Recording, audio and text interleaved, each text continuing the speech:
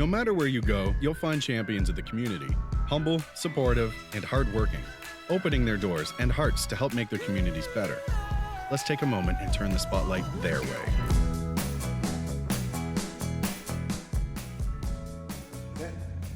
I'm Paul from Excalibur Insurance. Today we would like to recognize the community champions in our own backyard. That's the men and women firefighters who respond to our emergency needs 24/7, 365 days a year. Today we're going to talk a little bit about how to avoid an emergency in your home. And coming up October 3rd to the 9th is Fire Prevention Week, and I'm here with Jess, the Public Education Officer for the Municipality of West Perth.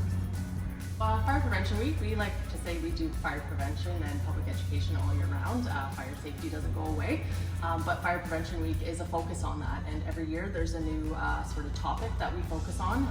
This year it is learn the sounds of fire safety, which is super important in our home.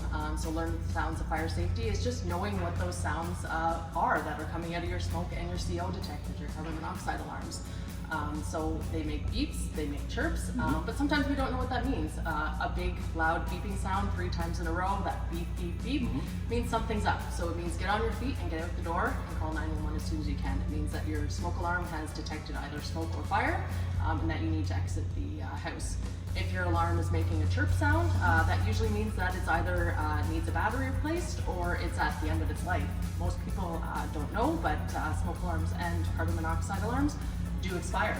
They do have a 10-year expiry date on them, and what happens is we usually end up going to homes, seeing a lot of those pumpkin spice colored smoke alarms on the ceilings of homes.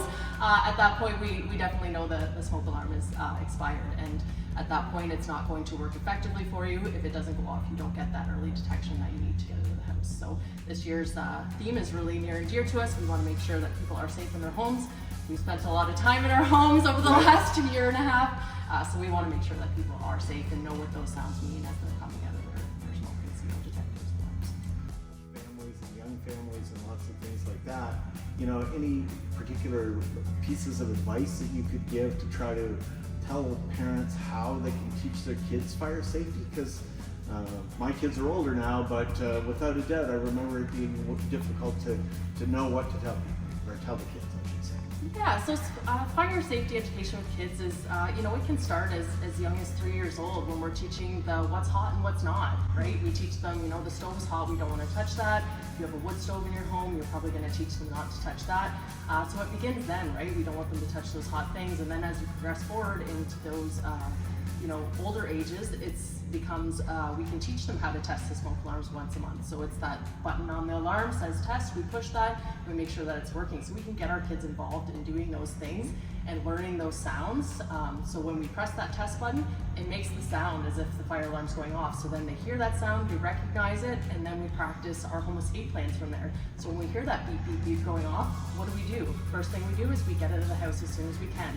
So knowing where our exits are, knowing 2 ways out of each room, really helps those kids when the time comes. If an emergency is in place, they know what to do. They don't freeze, they don't hide.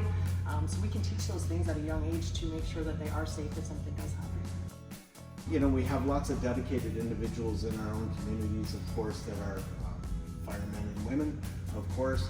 Is there anything that you can suggest to local members of the community to kind of assist or give support to some of these individuals?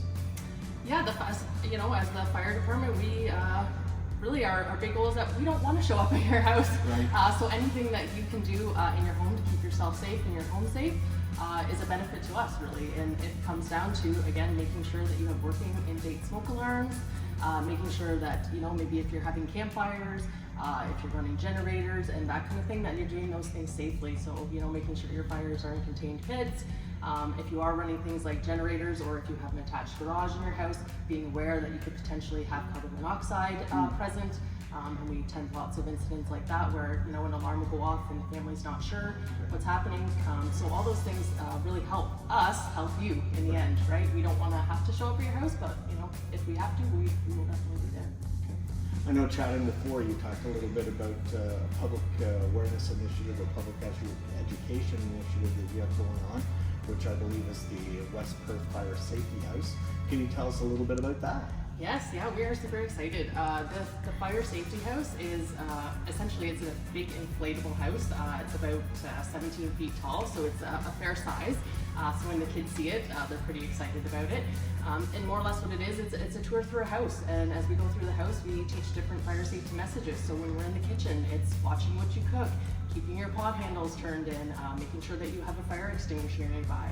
As we go into the living room, it's candle safety, teaching the kids not to touch open flames, making sure that your candles are blown out when you leave the room, that they're not going near other things that can burn.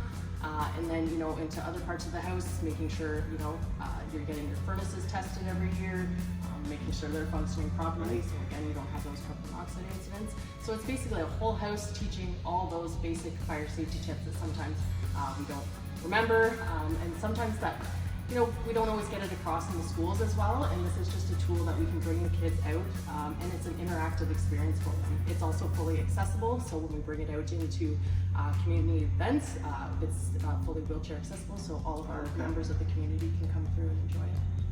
Awesome. Sounds like a great project. Yeah. Excalibur's really excited with the public education work that you're doing and continue to do, and of course we would like to make a $500 donation towards the West Perth Fire Safety House, and we're excited to do that and continue the great work that you're doing. Thank you. We really appreciate it. We've had so much support from our community for this project, and we just hope that as we go forward and things move forward with what's happening, we can get it out in the community a lot more, and we can spread our fire safety message.